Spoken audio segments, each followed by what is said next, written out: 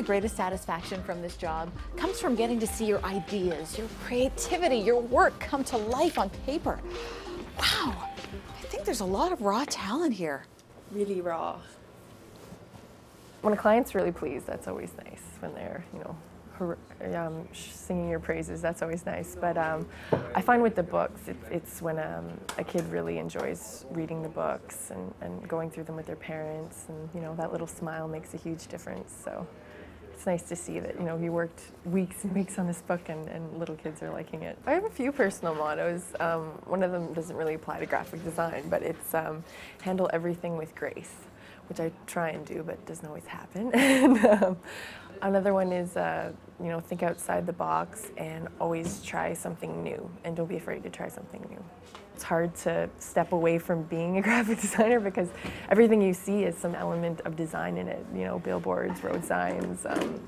If you go into chapters, like endless amounts of books, magazines. So it's hard to kind of just, look at that with objectively and not think about it, whereas you're a graphic designer, you're always, analyzing things. That's a cool font, or I really like how they did that, or wow, that's neat, or the opposite, that's terrible, I can't believe they did that. But so it is kind of hard to just, at 5 o'clock, shut your mind off and leave and never think about it again. It's always in there in the back of your head. You're always kind of looking for inspiration and absorbing information and everything that you can.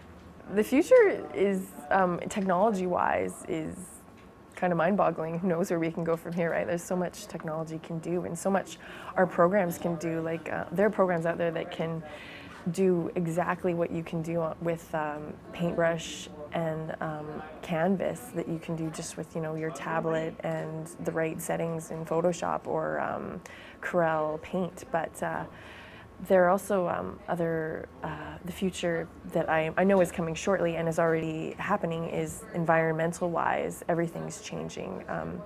Companies, clients, designers are leaning towards a greener solution for everything, like environmentally friendly inks, recycled papers, and like with wildfire methods that don't create as much waste. So I think that the companies and the industry is leaning towards, what they can do for the environment. And I think that is going to be in the forefront of our future. All of these books are printed on an iGen, which is a digital press, which is what we won an award for from the Environmental Print Awards. And they create almost no waste. This little white line here is all that gets wasted off of all of these books.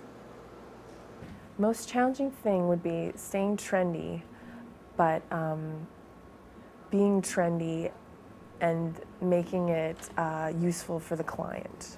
Like, it's one thing to see this really cool, great style and think, oh, that's so cool, I want to use that on my next project, but it's not that it's not always suited to your client, but you want to give your client a new and fresh idea without giving them something that is a little bit beyond them.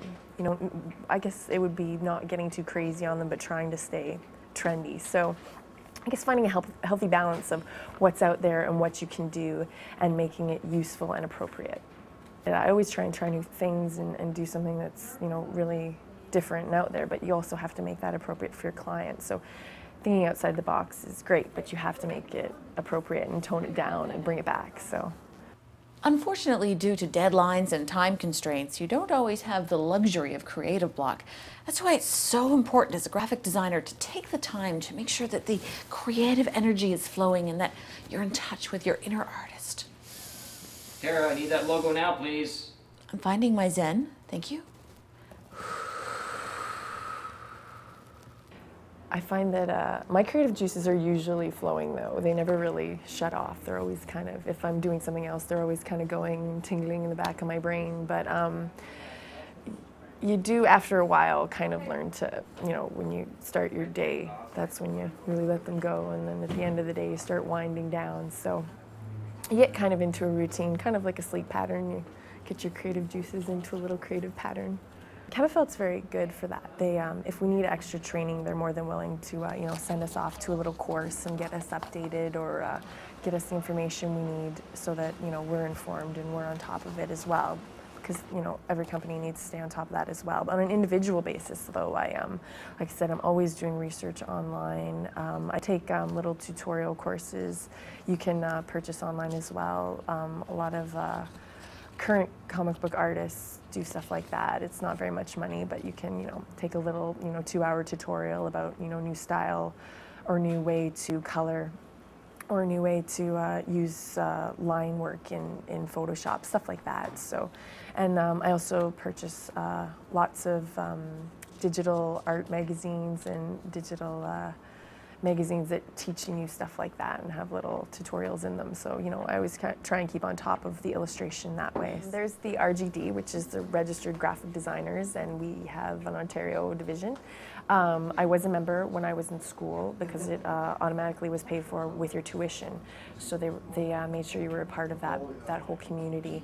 It was very useful. You get deals on Design Thinkers, which is a convention and a graphic design show, and you get deals on studio crawls and portfolio reviews and courses. Get yourself out there and meet people, and I guess it's a fly by the seat of your pants kind of thing, so just enjoy the ride and, like I said, absorb all that you can and learn all that you can and go with it.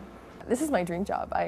When I was a kid, this is what I used to do in my spare time, draw little characters and stories and come up with little worlds. So to get paid to do this is like awesome. I love it.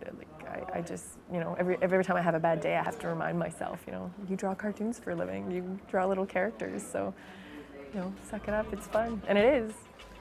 There are many people that can say that they've found a way to do what they love and make a living out of it, but Gabrielle has found that magical link between the two. For A Day in the Life, I'm Tara Dawn. We'll see you next time.